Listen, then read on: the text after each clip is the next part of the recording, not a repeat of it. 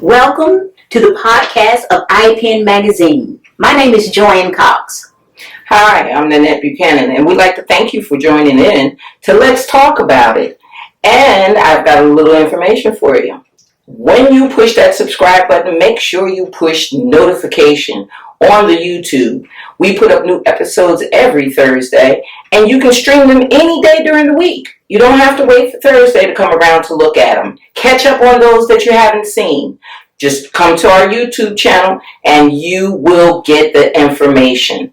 So, Joanne, today we want to talk about that thing we call wealth. Yes. And how many levels of wealth can we talk about? We've talked about this before, but some of our topics have so many levels that we want to chunk them out a little at a time. Mm-hmm. So, with wealth, where do we want to go today?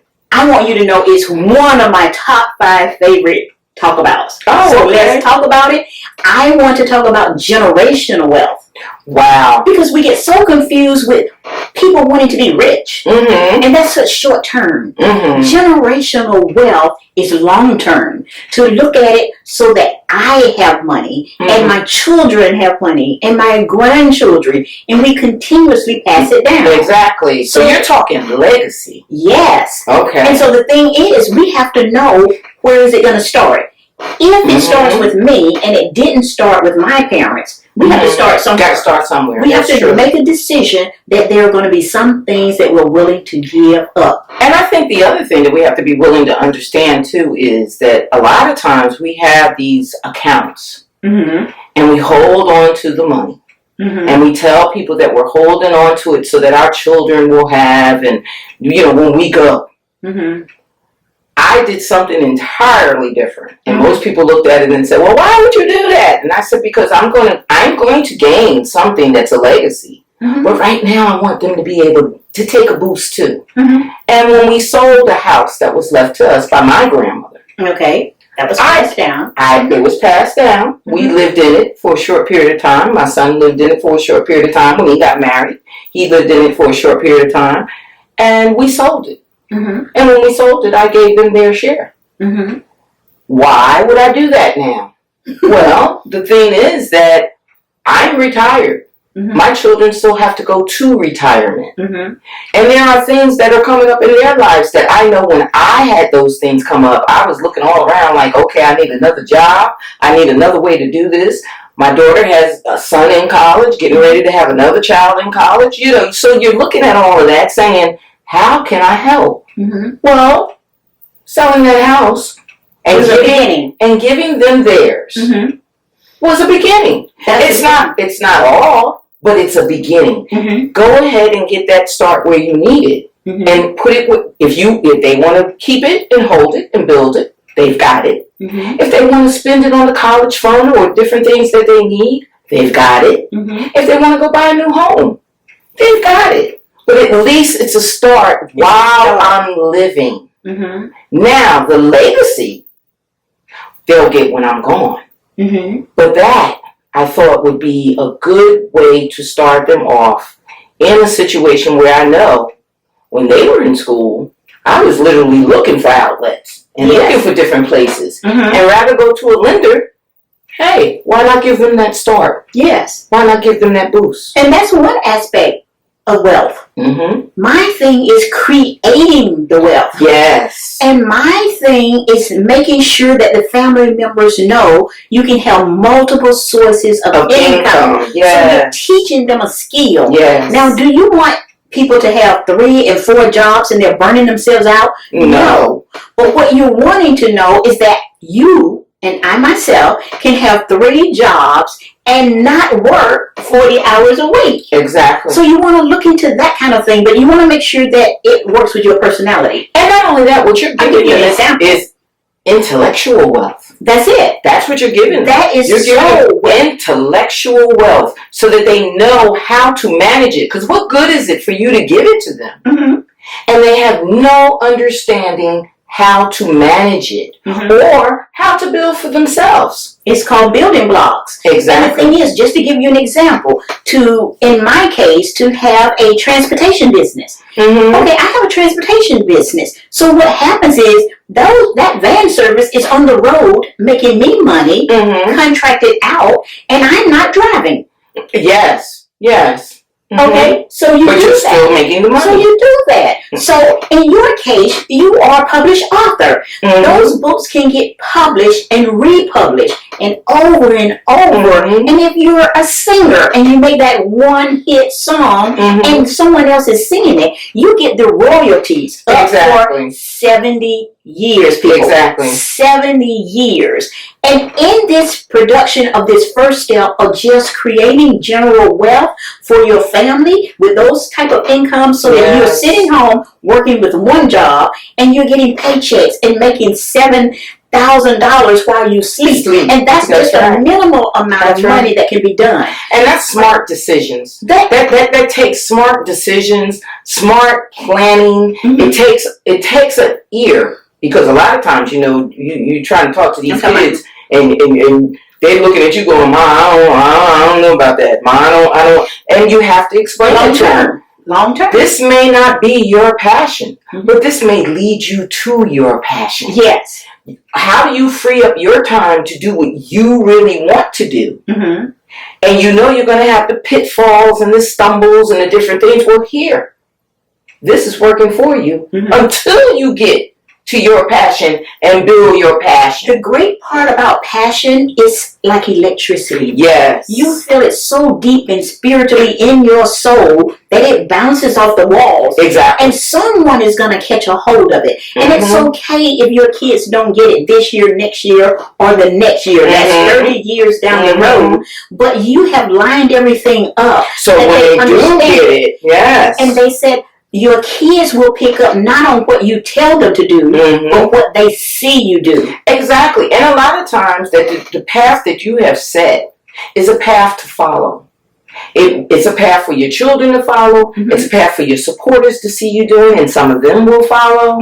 It's a path for people that listen to the podcast to follow. A lot of times when you lay that path, it creates a legacy. People have created legacy with people that they don't even know. They've given them the courage to move forward with an understanding and an education of how do I hold on to what I have. Well, I heard that. I listened to this. I sought this out in information. I looked this up. And one leading another. That's the answer. Is the answer. Our resources. Leading another. And if you want to have generational wealth, use your resources. The internet. Look up generational wealth. Where do I start? How do I do it? There's this young lady that's called the Budgetnista, and she's telling people, because she's in her 30s, on how to do this. But the key is you have to give up something for something. Yes. And a lot of times, what we have to give up, we think it's so crucial. It's time. The time that we spend making the mistakes and the errors and the pitfalls and everything else, we could have took the time to research, develop, goal set, and make plans. And to understand what your gifts are. Because I am not a tech-savvy person. But if you know that you're not, and you want to have knowledge of, the smartest thing you can do intellectually is to hire someone to take care of that. While I work on my skill of speaking or writing or working on this plan of being a different business person, because that is where I want to put my time. Because we can give up things like 4 hours of television and make that investment in what we are wanting to see grow. There are people that will buy new clothes all the time. They've got to have a closet full of clothes, but they know that they can't go on vacation. They know that they don't own a car. They know that they don't have education built up for the kids. So these are some of the things that you first have to have: a vision, a plan, and action. And look for what satisfies you. What gives you that, like you said, you get that electrical charge when you have that passion. But what gives you that comfortable, I've conquered it. feeling. I've always looked at it as I've conquered it. Once I finish that last page on that book, another one is done. I've conquered it. And immediately, because it is my passion, I've already had another one knocking in my head all along. But I know that I have to conquer. I have to capture what it is. And we have to give up some of our old habits. Like you said, the person that's just buying clothes and they already know what their situation is and they're still buying those clothes. Put that effort into something else. And like I said, it is going to cost you more over than anything else. Time. And that's something you can't get back.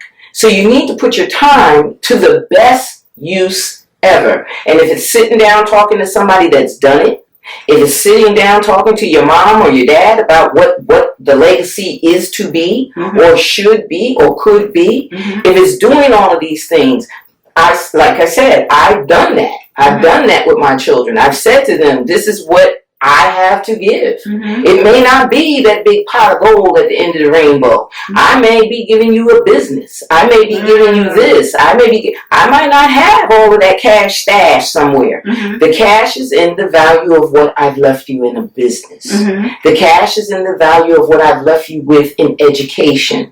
These are the things that I want you to take a value and grow them into your own world. And that's what has to be done. And for all of those that question it, just look at all the people that didn't finish high school but became wealthy. Yes. From their creativity. Because they knew their gifts. They knew the gift. They were. They knew how to make it work. They came up with things that you wouldn't even think about coming up with because their minds and their creativity, that focus mentality, was in a whole different place. Focus mentality. So the thing is that you don't always have to be the smartest one in the classroom to be the one that becomes the wealthiest. That we have to learn right away. And it's called identifying your gift. And before we come to an end, I just want people to know about how to turn that around, how to make investments. And people are so frightened of losing money. You don't want to do that. But they have stock and investments for children. Yes. There are books that you read that will tell you this is a win-win situation. The best thing that you can do is know where your resources are. Generational wealth is the way to go. Yes. You have to understand it and you have to know where to get the information from. I wish we had hours to talk about this. Well, we can always come back and talk about it again. That sounds great. Break it down in another area in another way. We can always do that. What I want to leave you with, though, is understanding that wealth is not a material gain. It's a state of mind. You have to have your mindset on being wealthy. You have to have your mindset on giving your children the best part of you. Your wealth, your ability to do, your health, all of that wraps up into a nice little package for the legacy.